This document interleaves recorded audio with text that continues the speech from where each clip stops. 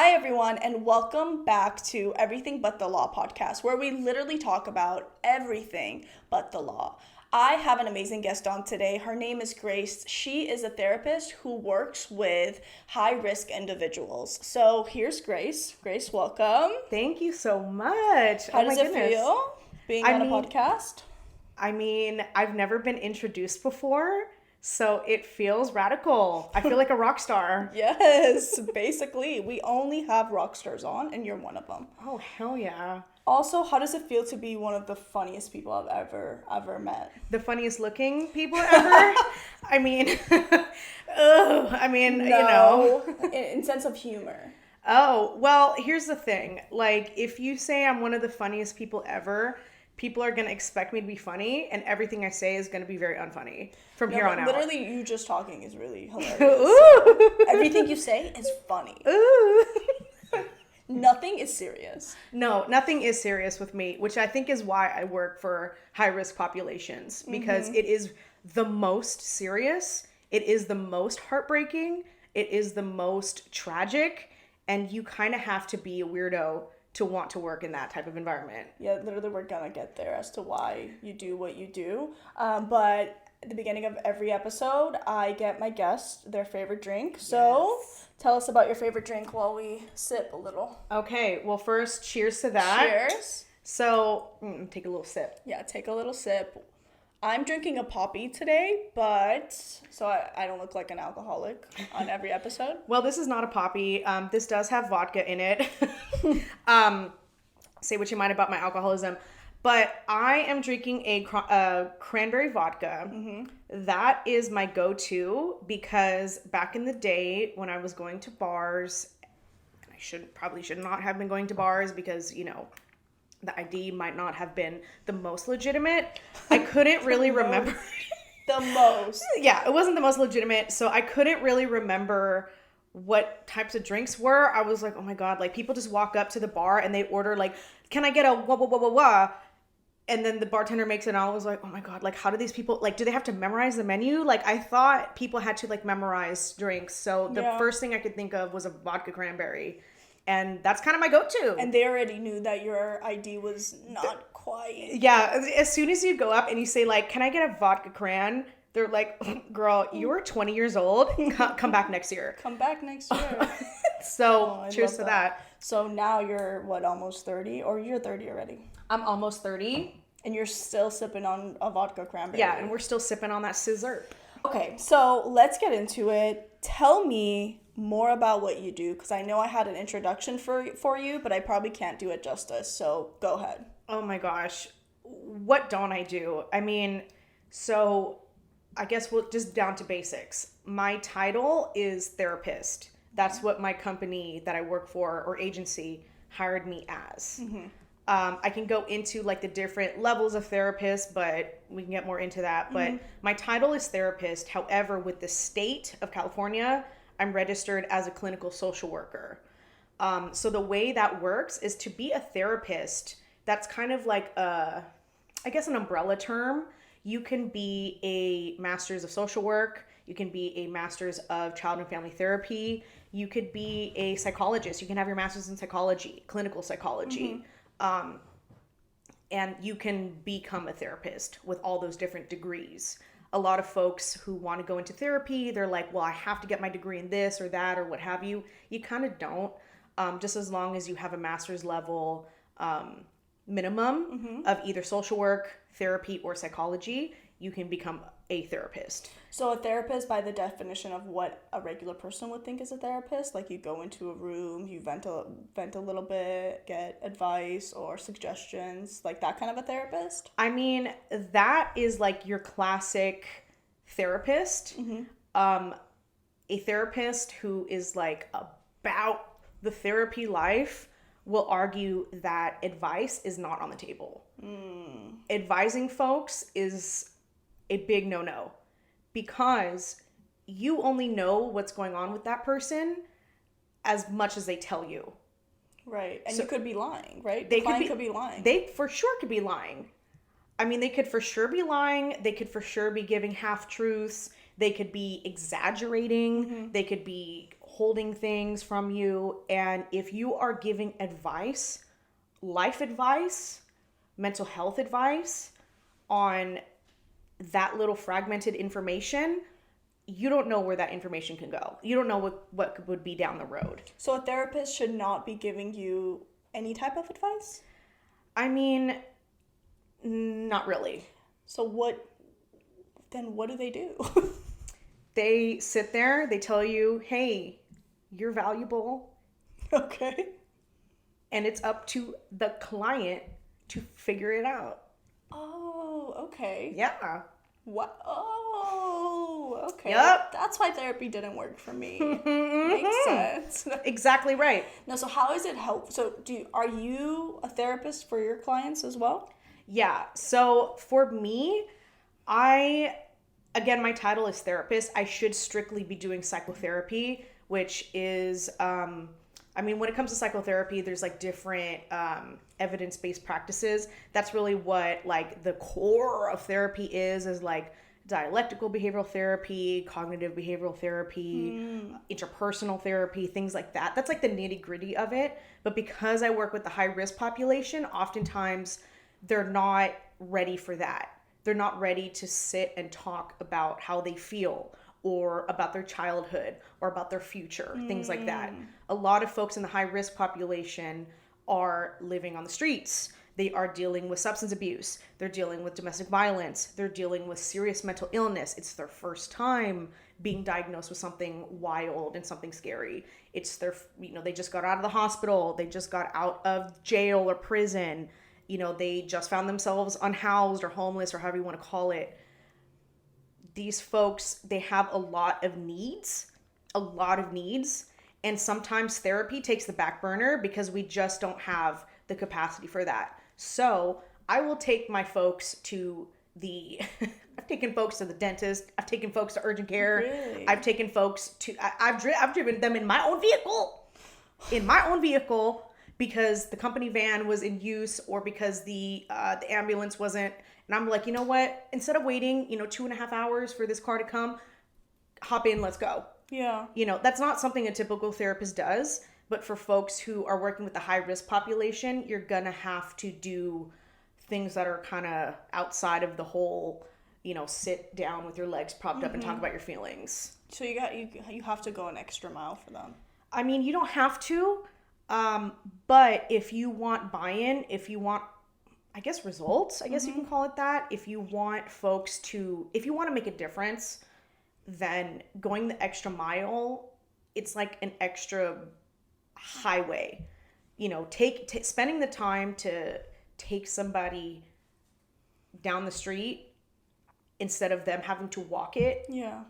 Or being like, hey, I have a bottle of water. Like every time I come, I take, I bring one of my clients a bottle of water. Yeah. Things like that. I mean, it's just like simple type small stuff. Things. Simple type stuff, but it keeps the person engaged because if I don't do something like that, which can also be an issue, but if I don't do something like that, they're like, okay, well, it's just like kind of another session. Another thing so it seems like you focus on being one of the only things that is constant in their life. Yeah, consistency with the high risk population is very, very key. Yeah. Very key. And I think that is the most therapeutic part of what I do, because I could sit down and talk about like childhood and symptomology and is the medication working? Okay, let's go talk to your psychiatrist. And I could do all that, and that is effective. However, with the high risk population, they are in survival mode. Yeah. They're in survival mode. They're just trying to get the next meal. They're trying to get to the next day. They've got people knocking on their van or their door or their window or whatever, asking if they have a bump or if they have a smoke or a light or whatever. They're not thinking about like their childhood issues. Yeah, like let me go through my childhood and see why I am the way I am and whatnot. Right. They're thinking about like, how am I going to make it tonight? Like, where am I going to go? Yeah. Things like that. So their lives are very, just on a baseline, very inconsistent. There's a lot of coming and going. There's a lot of looking over your shoulders. There's a lot of distrust, mistrust, things like that. Mm-hmm. A lot of trauma. So consistency, a routine, having things regular and things to expect is very transformative. So why do you do what you do? Because I feel like it's such a difficult thing, and a lot of people wouldn't want to be a social worker. Yeah, that's a good question because I ask myself all the time, what the hell am I doing? Why am I here? Why did I choose this? I should have gone into anything else and made way more money. Yeah. And Yeah, and social workers are so under. Yeah, take a sip for that. Social workers are so underpaid. That's like common knowledge. And you're talking about taking people with your own car and going to their dentist appointment and this and that. So why? I mean, it's like, why? yeah, why? I mean, hearing it back is just like, what am I doing? Like, why am I here? But honestly, I mean, not to, put my cape on or whatever, but kind of the whole point of me getting into social work specifically, because that's what I went to school for, not for therapy, but for social work, is because, I mean, I grew up in LA, the suburbs of LA. I spent a lot of time like downtown. That's where my parents would work. I spent a lot of time in Long Beach, just all over LA. And it is so clear and obvious that there is a big substance use and big mental health disparity in LA. There's a lot of issues out here. If you really, take a look at it, it's a big issue. And so for me, I didn't know what to do about it. I was like, well, I can avoid these folks or don't talk to these folks or whatever. But I think the whole point of me going into social work was because, like, I want to do something about this. Yeah. Like, I mean, to be honest, this sounds really bad, but when I was little, I was scared of homeless people. I think a lot of people are scared of homeless people. I mean, like, I was legit, like, like, yeah. Oh, like, I remember one time I went to like this little town or whatever, because my family and I, we did a lot of like little day trips or whatever. We went to this little town, and there's a lot of homeless folks up there, or unhoused folks up there. Unhoused is the right term to use, right? Right now, unhoused is the more like correct term. What constitutes being unhoused? I mean, there's a lot of gray area with that because, I mean, your health insurance cuts off when you're 26. Your parents kind of get to choose when they claim you as a dependent or independent or whatever.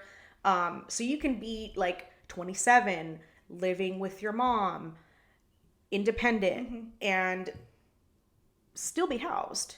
I mean, by the law, are you unhoused because of like those certain things? There's a lot of gray area. It gets complicated. Yeah, it gets complicated. And then who's claiming you? Who do you claim? Because some folks can be you can be unhoused and claim a dependent. It gets very tricky. Okay, got it. So I know that you deal with a lot of, do you call them clients, right? Yeah, we call them clients. So you deal with a lot of clients that have mental health issues. So what would you say is the most common mental health issue that you deal with? Oh my goodness. For me, it really splits into two categories.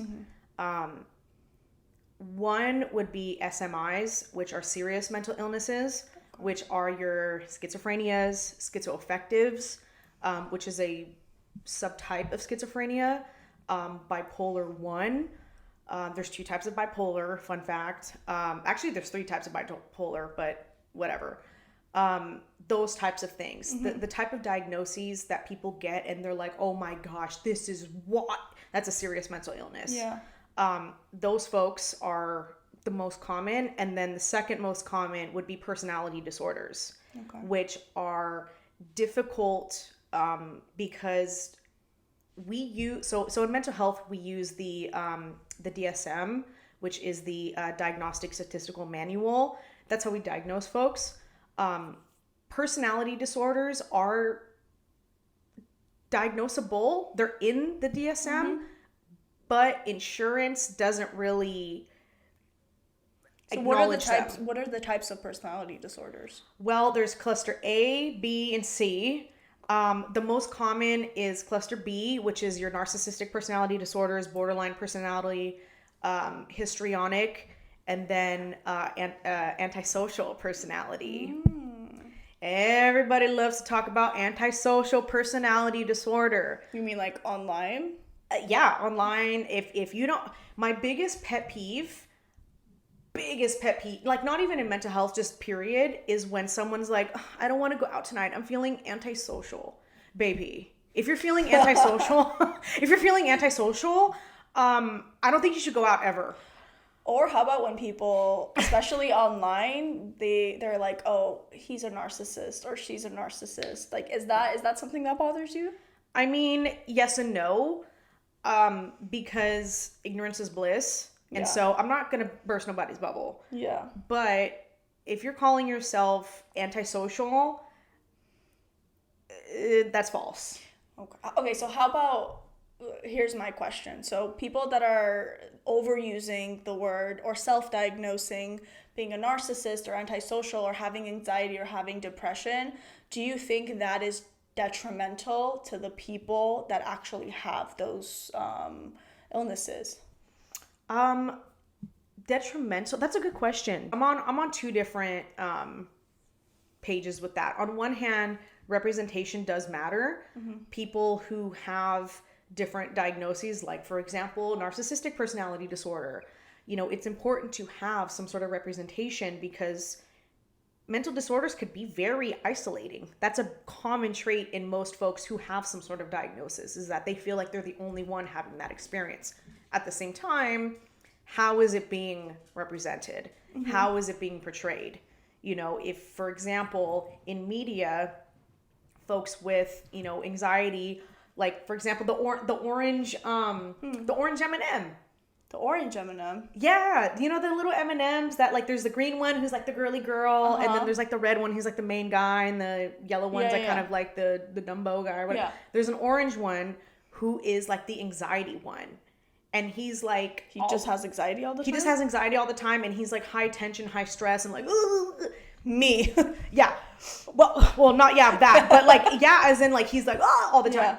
I mean, sure. Anxiety exists. Yeah. But people who are anxious, who have generalized anxiety disorder, panic disorder, things like that, they're not like that all the time. They don't present that way. Yeah.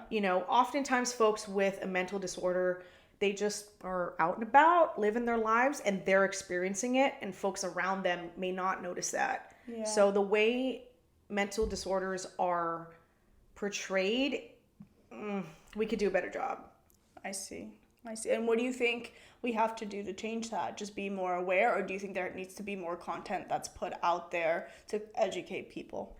I mean, being aware, I'm aware that breast cancer exists, for example. Right. Like, you can pin as many little pink, ribbons on your shirt as you want. I'm aware it exists, but I don't know what to do if for whatever God forbid, knock on wood, I get diagnosed.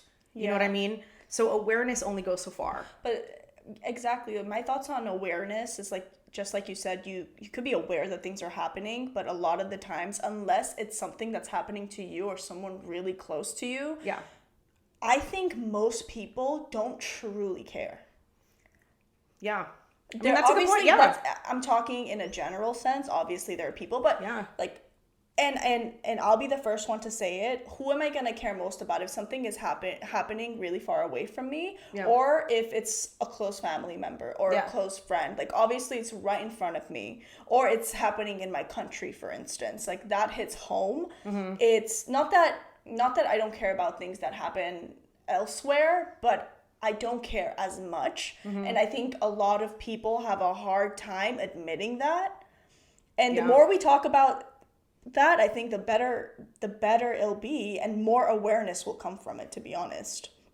Yeah. No, I 100% agree, because unless it affects you, because to be honest, like, the mental health world, I was exposed to that as a child.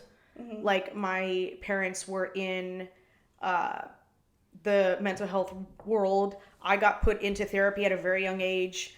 So I was already exposed to it. So it hit home for me. Yeah.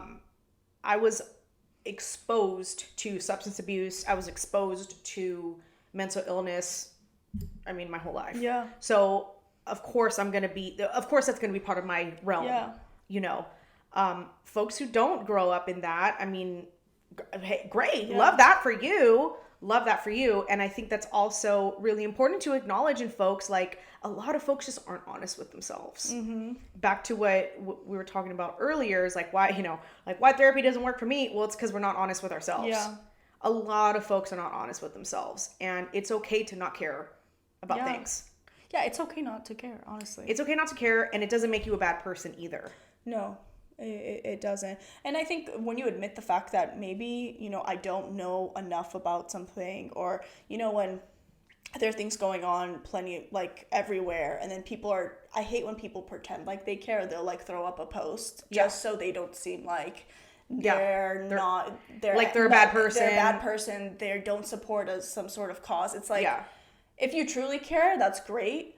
But just throwing up a post, I feel like it's the same thing you said about breast cancer. No matter how many pink ribbons you see, you know it exists. But do you know anything further than that? Probably not. Right. And a lot of folks who, oh boy. I mean, a lot of folks that are I feel are very passionate about things that they're not connected to. It's very misguided. And I'm sure that's going to ruffle a lot of feathers, and folks are going to be like, girl, shut this pod down. But the thing is that we need to be more educated. Yeah. We need to be more informed. And if we don't want to take the time to educate ourselves, if we don't want to take the time to speak to people that are going through whatever we're advocating for, if we don't take the time to really just be quiet and absorb the information, then it's okay to not care. Or to add to that, and I agree with everything too, to be open to the fact that what you initially learned about a topic could be wrong. Sure. Or being open to hearing other people's opinions and not being embarrassed if your opinion changes or evolves. Yeah. I've had plenty of things where I've made my initial opinion, I've formed my initial opinion, and I've learned new things, and I've come to see that same situation in a completely different light that I never thought I would. And I think a lot of people don't want to backtrack. Sure. And so they kind of stick to their initial opinion, and then they find sources that support that, because you will always find something that supports your opinion if you look for it and you ignore other things. Right. You know?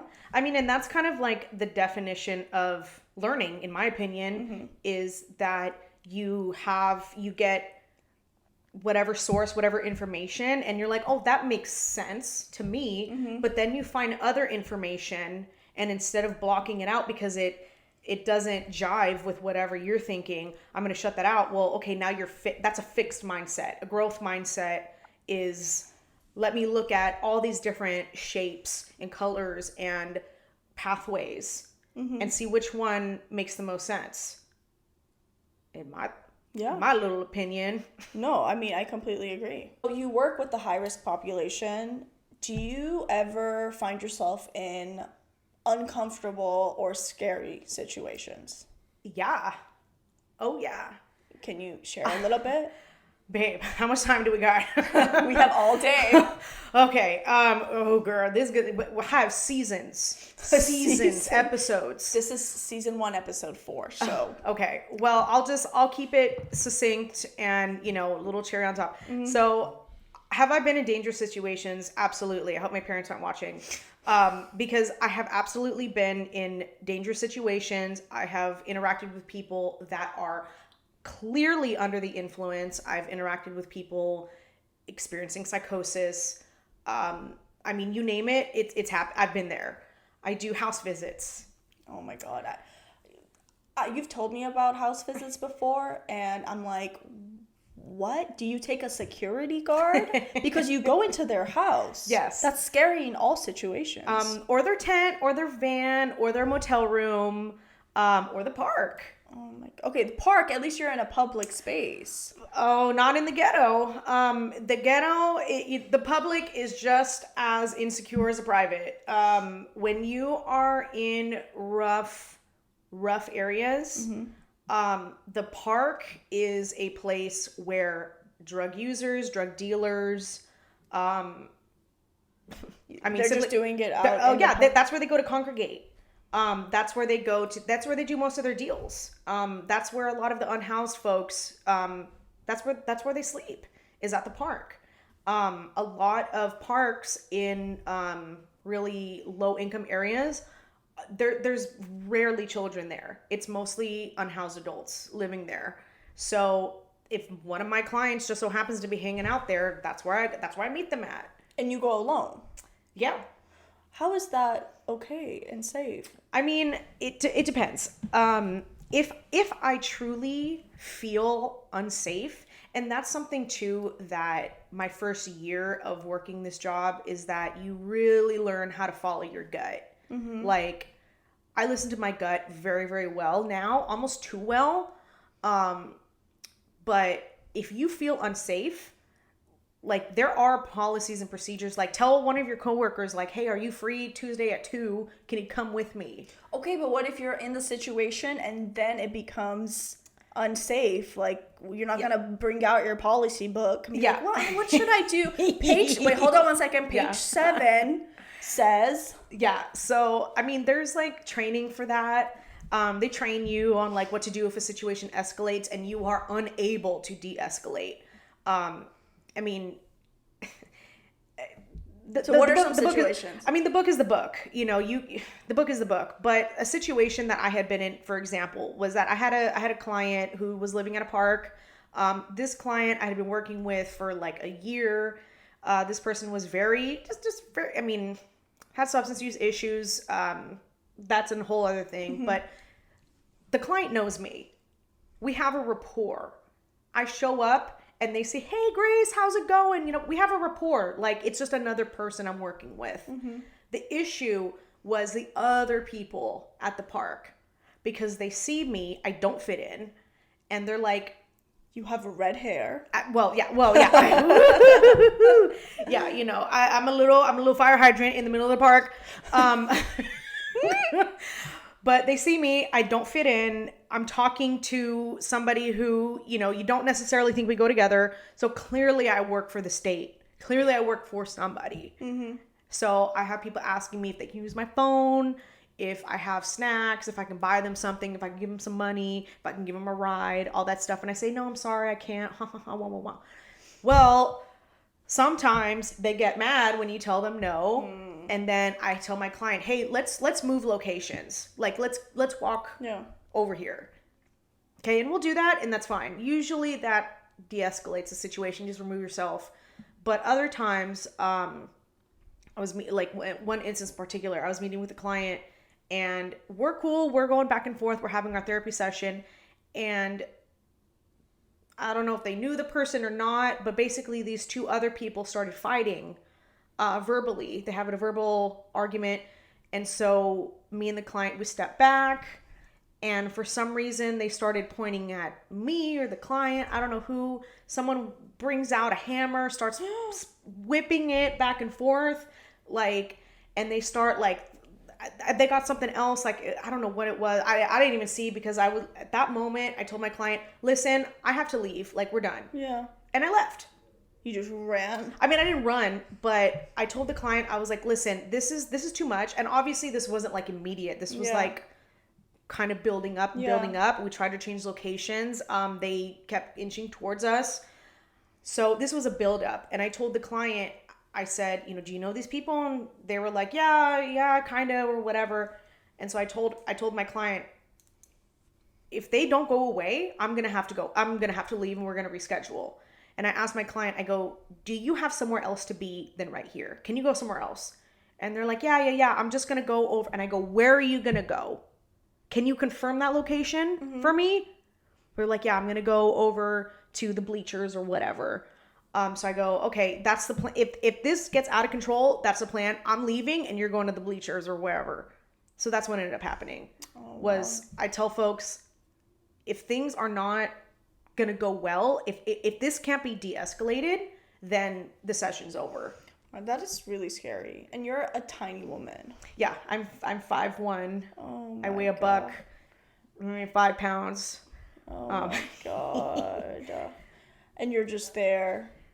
Just vibing. Just a little vibing. girl. Just a little girl in the Just world. a little girl. If a little situation comes, just a baby. Just a little girl. Just a little girl in the world. How about uncomfortable situation in the sense where clients try to hit on you? Do you ever have those issues? Oh yeah.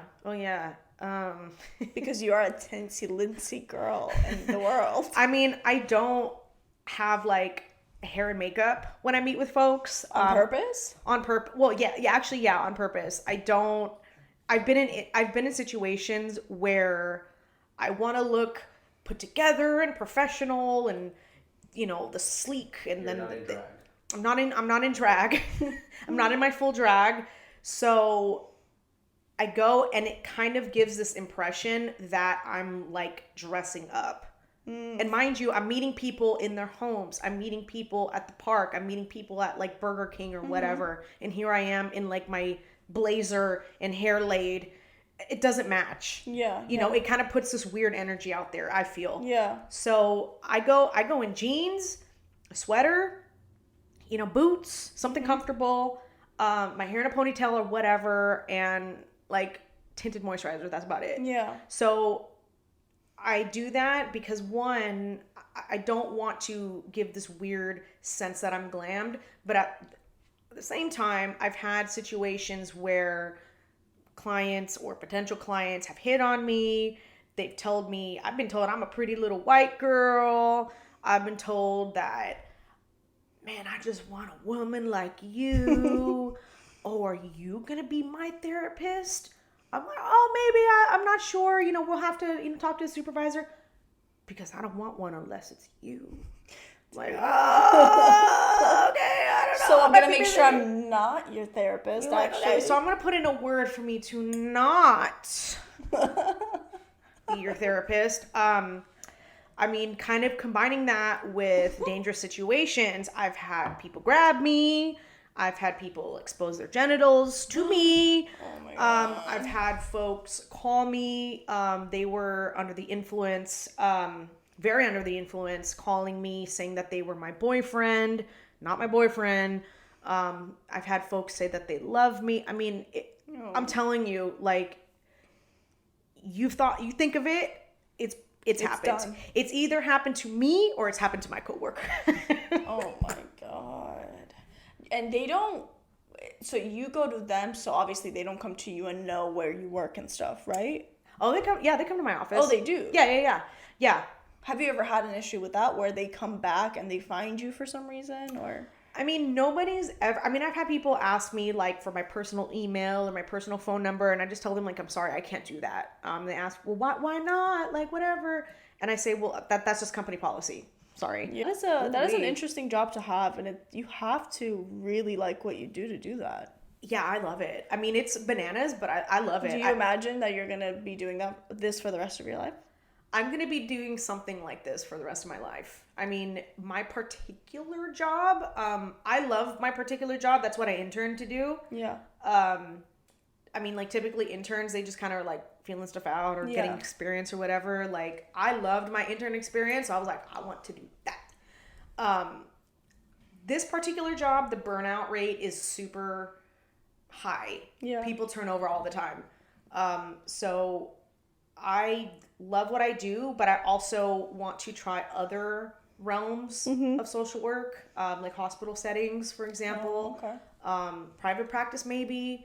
I'm open to explore, but I really enjoy what I'm doing now, and I would want to continue doing that to some capacity. Maybe not full time, maybe like part time, maybe like per diem, things like that.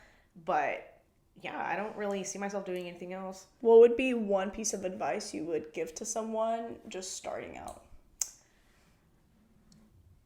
Don't do it. Yeah, don't do it. No, honestly, don't do it. Just don't. Just don't. Just don't. And what if they are as passionate as you are? Really understand why you're doing it. Yeah, know why you're doing it. Understand why you're doing it, because there are so many reasons to not do it. Yeah. and there's only a few reasons why anybody would want to. And so those, I guess, pros should be very, very heavy and should very much outweigh the cons. I mean, that's great advice. That goes for anything, but especially social work. Yeah. Let's change it up, something lighter. You know, let's talk about Kanye West. Oh, that's light. That's very heavy. That is very heavy. So what do you think is going on with Kanye West? I mean, what's not going on with Kanye West? Yeah, let's start there. I mean, so, okay. So, Mr. West has, very professional, he's come out with all kinds of wild allegations, wild things. Yeah. What's going on with him is that... What do you think is going on? I mean, I guess none of us really know what's going on. But Yeah. allegedly, what do you think is going on? Allegedly, supposedly, I feel that he has unmanaged mental health issues, unmanaged traumatic, I guess, responses, I guess you could say. So what I mean by that is that he's experienced certain traumas, different types of trauma, losing the mother, being famous. I feel personally that's trauma. That is trauma. That's traumatic. I think a lot of people think it's just glitz and glam, but I think it's like I would never want to be that level of famous. Like Kanye famous, I would not want that. I mean, like having to like fear opening. I mean, like that's like literally a horror movie. Is like opening up your window and like someone's there looking at you. That's a celebrity. I mean, that's their reality. That's traumatic in my humble opinion. And the way that the paparazzi, I feel for him in a sense, where like the way the paparazzi follows him and they just egg him on. They will ask him the most outlandish questions just to get a reaction. Like I cannot imagine being in the worst mood ever. No one knows why you're in a bad mood because none of their business. You go out, 10 people, not 10, dozens actually, of paparazzi are flashing their lights in your face and be like, why did you get the divorce? Yeah, like, hey, like, let's just flash a bunch of light in your face and ask you about the worst time of your life. I mean, like, that's horrible. So people or celebrities lashing out on paparazzi, I'm like, okay, work. Honestly, work. But for him in particular, I think that he has a lot of, I mean, in my opinion, he's a classic example of like sweeping issues under the rug and trying to just push through. And I wonder not if really he has address admitted to himself that he has issues. And that's another thing, you know, callback is a lot of folks are not honest with themselves. It's really hard to be honest with yourself because because I tell this to my clients all the time, once you say it out loud, it makes it true. Yeah. I mean, obviously, you know, not like literally, but once you say, I have an issue, you're acknowledging that you have an issue. And that could be really uncomfortable. It's really uncomfortable and it's so uncomfortable that people will avoid it their whole life. Yeah.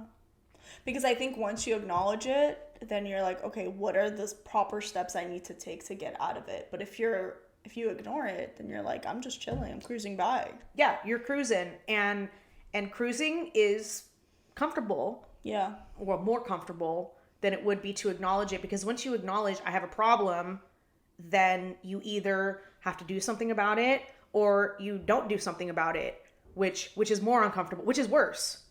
Yeah. Acknowledging you have an issue and not doing anything about it or actually taking the steps to change your life. I see. So you think Kanye has some trauma that he's experienced? Probably a couple of big instances. And then all this is probably stemming from...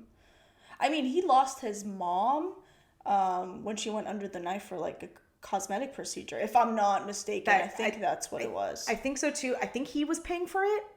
Yeah, I mean, that's hard. I mean, if you're paying for it and your mom doesn't come out alive, that's rough. Yeah, I mean, losing a parent in and of itself, I mean, is really horrible to experience.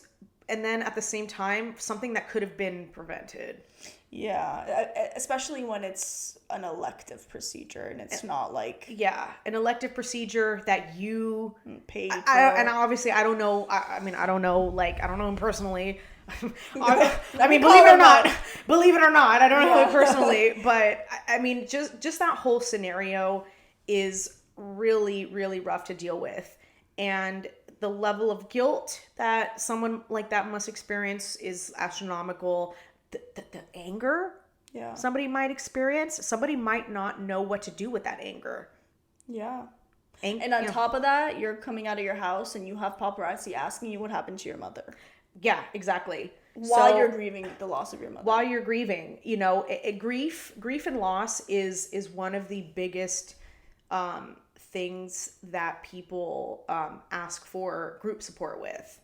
Yeah. So grief and loss, I mean, it's one of those things, like, people, whenever we have like a new client, like, folks will say like, oh, like, do you guys have a grief and loss group or whatever? Because grieving somebody is one of the most confusing and difficult things to do. And imagine that when everybody knows the details of what's going on. Yeah, I can't imagine that. Yeah. So what do you think? That's Kanye. So what do you think about what happened or is happening with Britney Spears?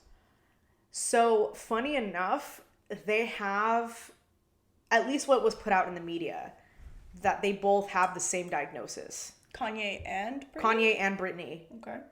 Supposedly, to my knowledge, at least at this point in time, they're both diagnosed with bipolar.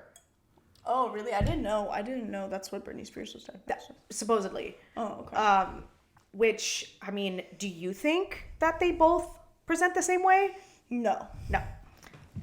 But you were saying earlier that there are different types of bipolar. Yeah, there's I mean, technically 3 types of bipolar. The third one is kind of like a very mild version of it.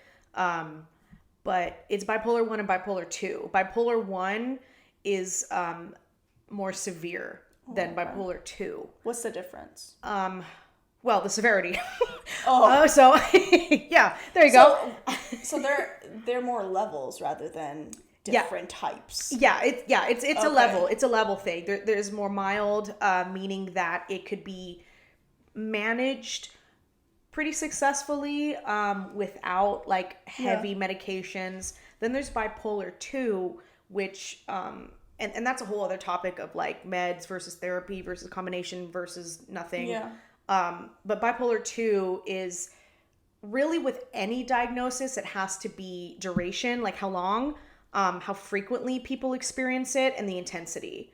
And that's the difference between 1 and 2, is that 1 is more intense, it's more frequent, and the different variations, like manic versus depression, it lasts longer. So, like the overgeneralization of, and maybe a misconception is a bipolar disorder, a lot of people think is like 1 second you're happy and the next day you're just really sad. Yeah, that's a misconception. That's right? a huge misconception. So what is it then? So bipolar disorder, bipolar 1, that's kind of like the I guess not the easiest, but like the one I'm most familiar with, because that's the one that I have most clients with, is bipolar 1.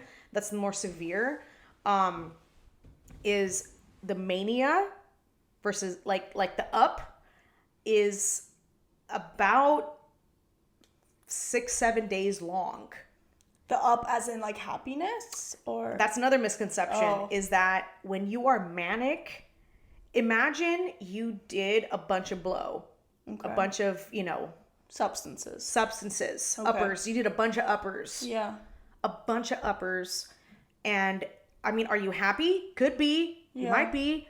But you can also be very anxious. You're very hypervigilant. You're like looking left and right. Like you can't sleep. You're very fidgety. You can't really get stuff done. You might be saying outlandish things. Like, you know what? Like, I really like that setup. I'm going to buy the whole thing. Yeah. Like, I really like that couch and that table and that sofa. I'm going to get all of it. But you have like no money in the bank or whatever. You can't afford it, but you're buying it anyway because whatever, we'll figure it out. So you have an episode. Yeah, that's a manic episode, is that you're up. Doesn't mean you're happy. You're just up. Yeah. Okay. That's kind of like where you see these wild tweets that certain celebs make. Wild tweets. And then all of a sudden, crickets. And then you kind of you come down. You come down. So it's like, here's your baseline. Yeah. Like, this is who you are, like your personality. Mania is like, you're here, it's up. Like, you are wham, bam, thank you, ma'am. And then you come down real quick. And then you're in that you're in that depression realm. And it probably varies how frequently that happens. Yeah. And that's what you mean by level 1, level 2? Yeah, by level 1, level 2, because then when you're in the depression phase, folks might not even be sad. They just have no energy. It's almost like that mania depleted them. And now they're missing work because they're just like, I don't want to go. Like, I'm just tired. Yeah. Like, I don't want to do anything. But that depression could last 2 to 4 weeks. Whereas the mania is, about a week.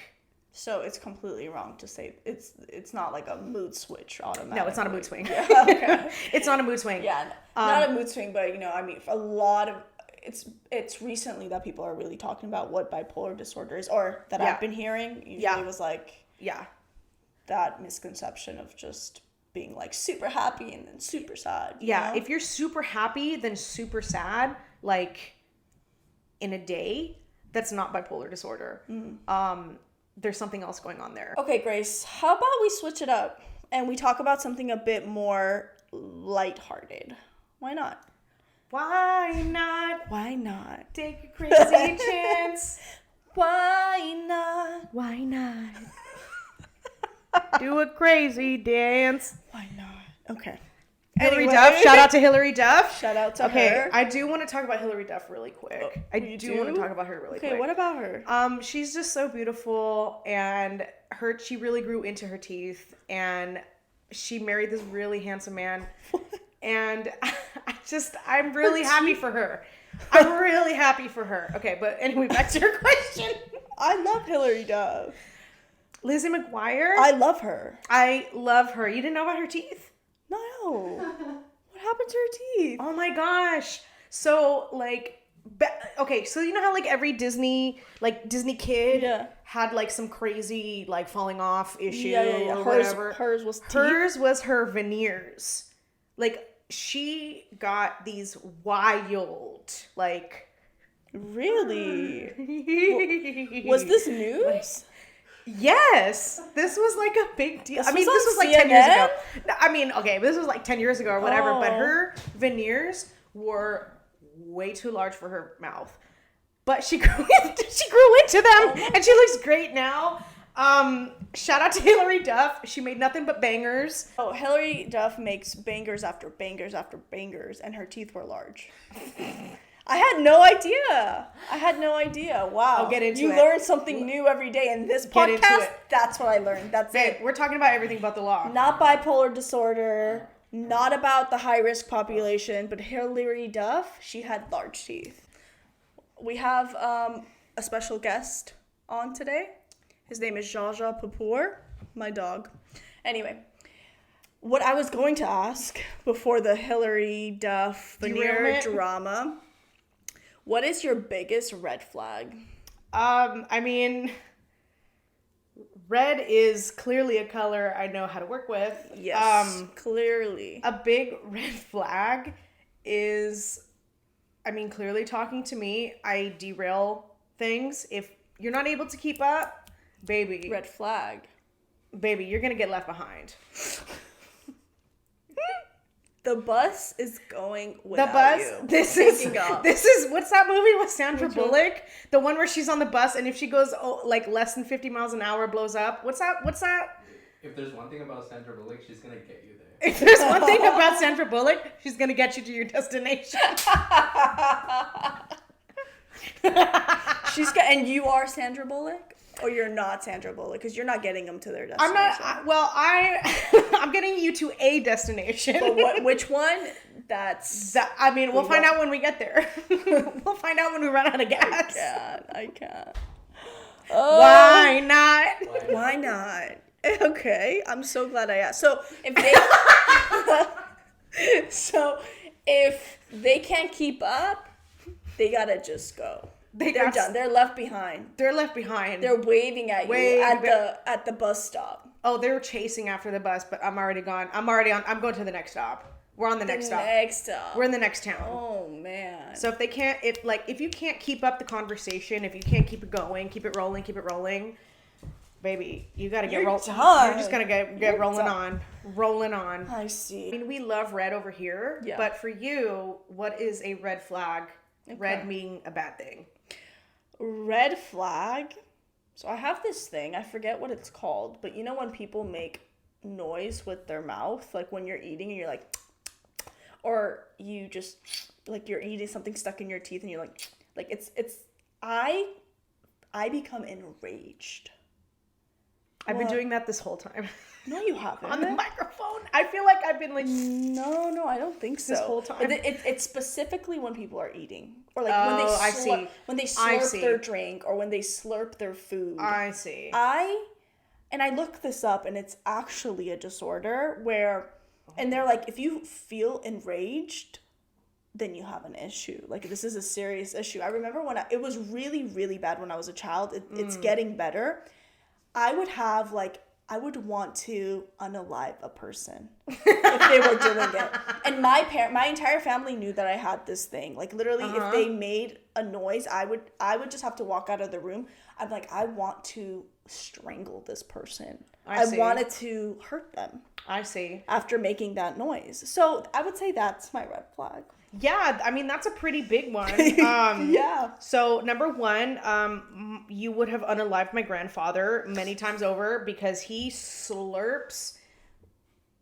That's not my issue. Like, I'm like, people, make noise, whatever. Yeah. I'm Italian. Everybody screams in my family. So, whatever. Noise is not an issue. But for him, it's so dramatic. It's like it's crazy. So he would have been in the dumpster if he was in your household.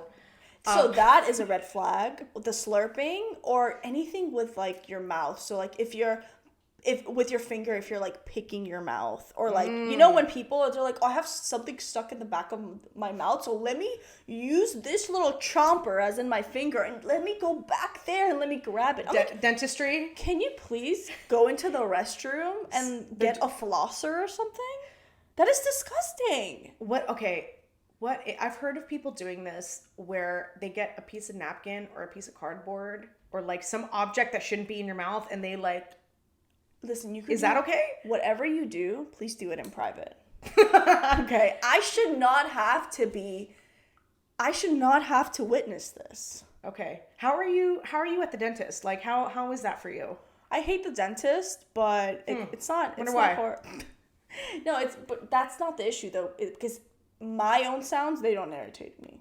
Oh, okay. Because fair enough. I mean, special. Well, everybody's, they like their own brand. Yeah, of course. Yeah. And so the dentist is really not an issue because I don't hear those noises.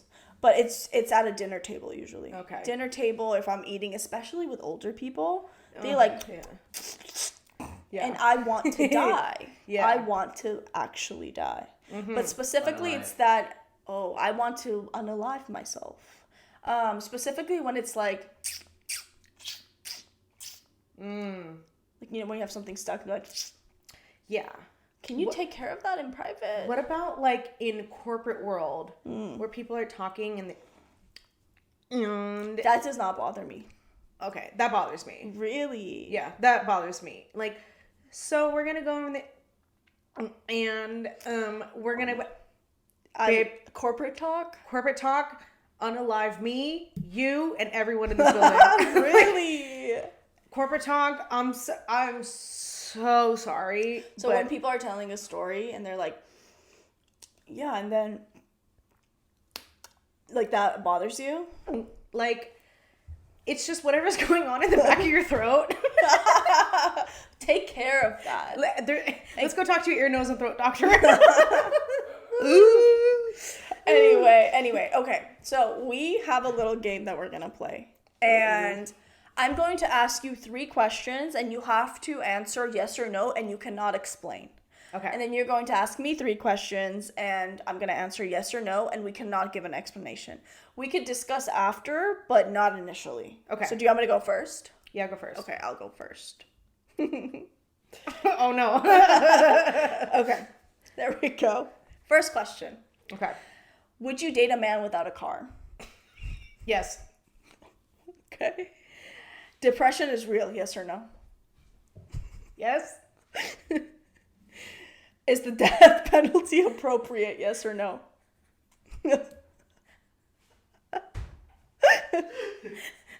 Frozen. Yes or We're no? losing signal. We're I think losing. I think I'm losing signal. You wanted me to repeat the question? Is the death penalty appropriate? Could you use it in a sentence? Insert rainbow wheel. Yeah. The pinwheel going around. Let me ask for the 4th time. Is the death penalty appropriate? No. No. Okay. So, Okay. my turn. Yeah. Aliens exist. Yes. Okay. Intercourse on the first date. No. Would you park your car, your luxury car, in a bad neighborhood? No. And there you Alright. have it, folks. And there you have it. And that's how the cookie crumbles. Okay, so do you want to dissect a little bit? No. So you really no. Is that the 4th question? No. Wait, so the death penalty, you really thought about that? Yeah, I really thought about that. So you don't think it's appropriate? I would have to say no. Why? Because it's so the judicial. I mean, I can give my very simple answer, which is, you can't prove it. You can't fully prove anything. But like the long-winded answer, I'm not going to go like into dreadful details, but like the justice system in the United States is trash. Mm-hmm. Sorry, everything but the law. I'm so sorry, but it's just it could be a lot better than what it is, and having somebody being put to death unless it's blatant, which in my opinion, most cases are not. Yeah. Having somebody's life ending based on a lot of times circumstantial evidence, hearsay, is that enough? In my opinion, no. But that's just me. Yeah, no, that makes sense. But even the death penalty takes years. Yeah. I think people think it's like, oh, you get the death penalty tomorrow, you're getting done the chop. No. You're getting the chop. You're getting the chop. Literally, tomorrow. you're getting the chop.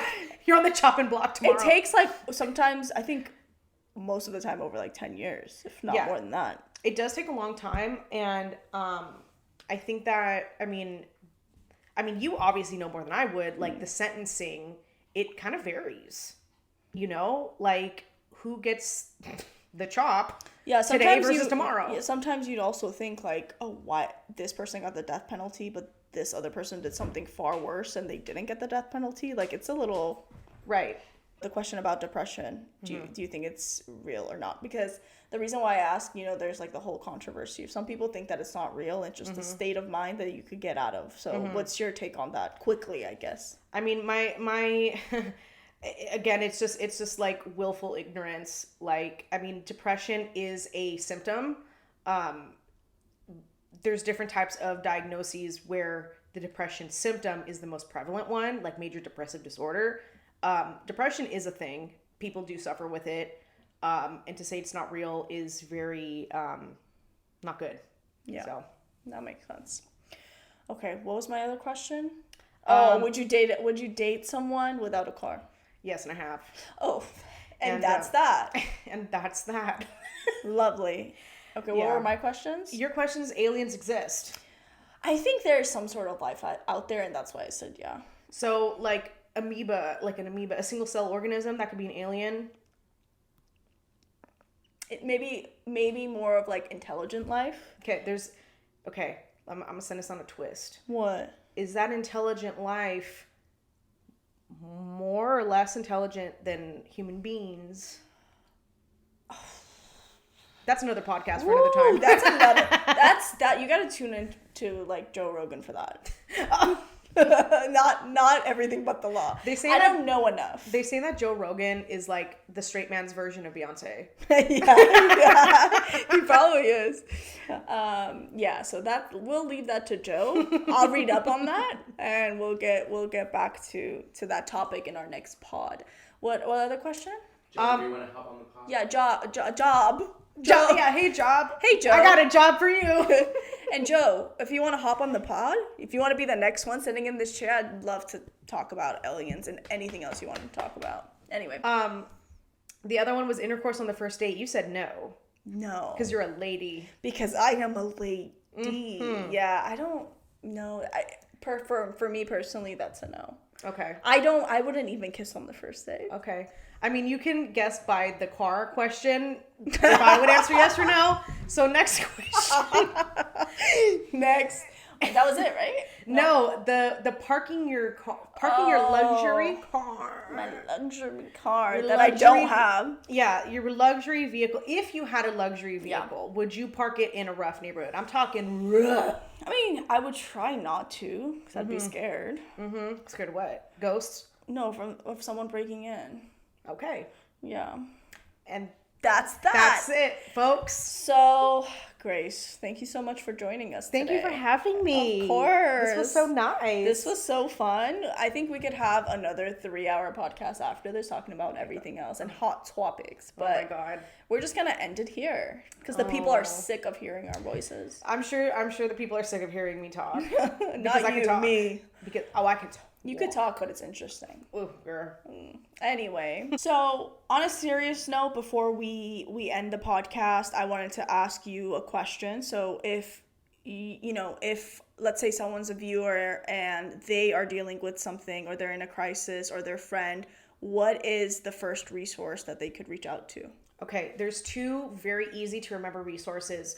And it's kind of like on the lines of 911. When you're in an emergency, you call 911, right? Mm-hmm. They changed it now to if you are in a mental health emergency, you no longer want to be alive or you want to end someone else's life, you call 988. 988. That is the mental health crisis emergency hotline. If you have other mental health needs, if you're unhoused, if you need resources, if you need food, you're trying to find a therapist, you're trying to find a social worker, case manager, all of the above, 211. So 988 for mental health crises, and then all other general mental health issues, 211. So 988 and 211, simple enough. All right, well, on that note, thank you, Grace. And that's the end of our episode. Yay! Bye.